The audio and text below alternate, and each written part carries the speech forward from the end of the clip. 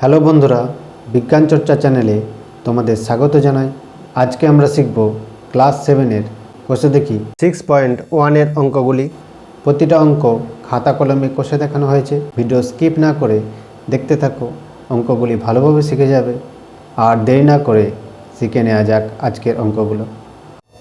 কষে দেখি 6.1-এর একের দাগের এরটা এক্সের সঙ্গে ওয়াই যোগ। এরটা লিখতে হবে এক্স প্লাস ওয়াই আকারে। বিয়েরটা জেড থেকে এক্স বিয়োগ। বিয়েরটা লিখতে হবে জেড মাইনাস এক্স আকারে।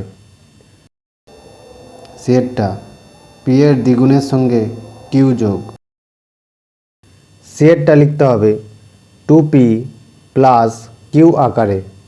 ডিয়েরটা এক্সের বর্গের সঙ্গে এক্স গুণ। ডিয়েরটা বর্গের অর্থ এক্স স্কোয়ার ইন্টু এক্স সমান হবে এক্স কিউ।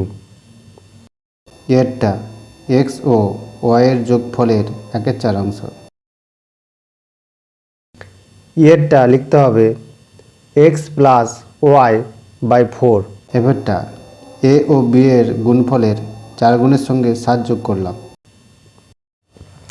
এফেরটা লিখতে হবে এ গুণিত বি ডট 4 প্লাস 7 ডট অর্থাৎ গুণ সমান 4ab plus 7।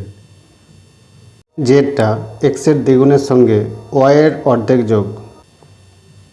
জেডটা 2x plus Y by 2 এই আকারে। এইচেরটা এক্স ও ওয়াইয়ের সমষ্টি থেকে এক্স ও ওয়াইয়ের গুণফল বিয়োগ। এইচেরটা x plus y whole minus x y এই আকারে। দুয়ের দাগেরটা নিচের দেশলাই কাঠির প্যাটার্ন দেখি ও ছকে লিখি। 3টে প্যাটার্ন দেওয়া আছে। উপরে দেশলাই কাঠি দিয়ে প্যাটার্ন তৈরি করার সংখ্যা দেওয়া আছে ও নিচে দেশলাই কাঠির সংখ্যা বের করতে হবে। দুয়ের দাগের এরটা প্রথমে আছে দেশলাই কাঠির প্যাটার্ন আর নিচে আছে দেশলাই কাঠির সংখ্যা। তো দেশলাই কাঠির প্যাটার্নে 1 নম্বরের ছবিতে দেশলাই কাঠির সংখ্যা আছে 7। 2 নম্বর প্যাটার্নে দেশলাই কাঠির সংখ্যা আছে 12। তাহলে এখানে 1 থেকে 2 নম্বর প্যাটার্নে দেশলাই কাঠির সংখ্যা 7 থেকে 12 হয়েছে, অর্থাৎ 5 বৃদ্ধি পেয়েছে। তাহলে 3 নম্বর প্যাটার্নে আরও 5 বৃদ্ধি পেয়ে হবে, 12-র সঙ্গে 5 বৃদ্ধি পেলে হবে 17। 4 নম্বর প্যাটার্নে আরও 5 বৃদ্ধি পাবে, অর্থাৎ এটা 17-র সঙ্গে 5 যোগ হয়ে হবে 22। 5 নম্বর প্যাটার্নে আরও 5 বৃদ্ধি পাবে, 22 থেকে 5 বৃদ্ধি পেয়ে হবে 27। 6 নম্বর প্যাটার্নে 27 থেকে আরও 5 বৃদ্ধি পাবে। বিয়েরটা উপরে ট্র্যাপিজিয়ামের 3টি প্যাটার্ন দেওয়া আছে। ছকের মধ্যে ট্র্যাপিজিয়ামের সংখ্যা উপরে দেওয়া আছে, নিচে দেশলাই কাঠির সংখ্যা বের করতে হবে। বিয়ের দাগের ছবিতে ট্র্যাপিজিয়াম আঁকা আছে। এখানে উপরে আছে ট্র্যাপিজিয়াম সংখ্যা আর নিচে আছে দেশলাই কাঠির সংখ্যা, অর্থাৎ 1 নম্বর ছবিতে দেশলাই কাঠির সংখ্যা আছে 5। 2 নম্বর ছবিতে দেশলাই কাঠির সংখ্যা আছে 9, অর্থাৎ 5 থেকে এখানে 9 হয়েছে, 5 থেকে 4 বৃদ্ধি পেয়ে 9 হয়েছে। তাই 3 নম্বর ছবিতে একই রকমভাবে দেশলাই কাঠির সংখ্যা 4 বৃদ্ধি পেয়ে হবে, 9-এর সঙ্গে 4 যোগ করলে হবে 13। এরপর 4 নম্বর ছবিতে 13-র সঙ্গে আরও 4 বৃদ্ধি পাবে, 4 বৃদ্ধি পেয়ে হবে 17। 5 নম্বর ছবিতে 17-র সঙ্গে আরও 4 বৃদ্ধি পাবে, এটা 17-র সঙ্গে 4 বৃদ্ধি পেয়ে হবে 21। একই রকম আরও 4 বৃদ্ধি পাবে, এইভাবে পরপর চলতে থাকবে। 4এরটা নিচে বীজগণিতিক সংখ্যামালায় ধ্রুবক ছাড়া অন্য পদগুলির সংখ্যামূলক সহগ লিখি। এ থেকে এ অবধি একই রকম। 4এর দাগের এরটা সহগ নির্ণয় করতে হবে। এখানে এক্স, ওয়াই ও জেড চলরাশির সঙ্গে যে সংখ্যাগুলি যুক্ত আছে সেইগুলোই হচ্ছে আসল সহগ। অর্থাৎ এরটা আছে 2x প্লাস 3y, অর্থাৎ 2x এর সঙ্গে 2 হচ্ছে সহগ আর 3y এর সঙ্গে 3 সহগ হিসেবে রয়েছে।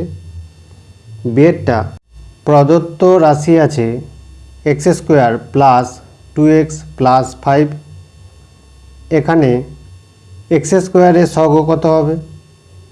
যেহেতু এক্স স্কোয়ার এর সঙ্গে 1 গুণ করলে এক্স স্কোয়ারই হয়, তাই এক্স স্কোয়ারের সহগ 1 হবে। আবার 2x এর সহগ কত হবে? এখানে এক্সের সঙ্গে 2 গুণ আছে, তাই এর সহগ 2। 5 আছে এখানে ধ্রুবক রাশি হিসাবে, যেহেতু এর সঙ্গে কোনো চলরাশি নেই, তাই 5 হচ্ছে ধ্রুবক রাশি। সি এরটা আছে প্রদত্ত রাশি x plus 5xy minus 7y। এখানে এক্সের সহগ 1, কারণ এক্সের সঙ্গে 1 গুণ হয়েছে। 5xy, এখানে xy চলরাশি, এর সঙ্গে 5 গুণ আছে, তাই 5 এখানে সহগ সংখ্যা। মাইনাস 7y, এখানে y চলরাশির সঙ্গে -7 গুণ আছে, তাই -7 হচ্ছে এখানে সহগ সংখ্যা।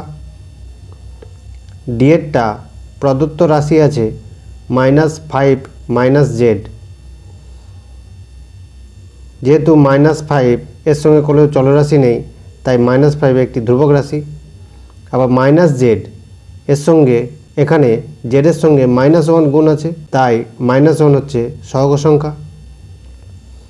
এরটা প্রদত্ত রাশি আছে x³ plus x minus Y.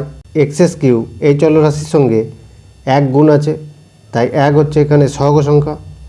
আবার x এর সঙ্গে একই রকম 1 গুণ আছে, অর্থাৎ 1 সহগ। -y চলরাশির সঙ্গে -1 সহগ হিসেবে আছে। এফেরটা প্রদত্ত রাশি আছে x/2 প্লাস 4। এখানে x চলরাশির সঙ্গে হাফ গুণ আছে, তাই হাফ এখানে সহগ সংখ্যা, অর্থাৎ x/2 এর সহগ সংখ্যা 1/2। এখানে 4-এর সঙ্গে যেহেতু কোনো চলরাশি গুণ নেই, তাই 4 এখানে ধ্রুবক রাশি হিসেবে আছে, অর্থাৎ 4 এখানে ধ্রুবক রাশি।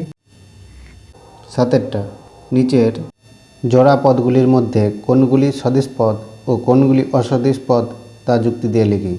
এ থেকে এ পর্যন্ত একই রকম। 7 দাগেরটা এখানে সদিশ পদ নির্ণয় করতে হবে।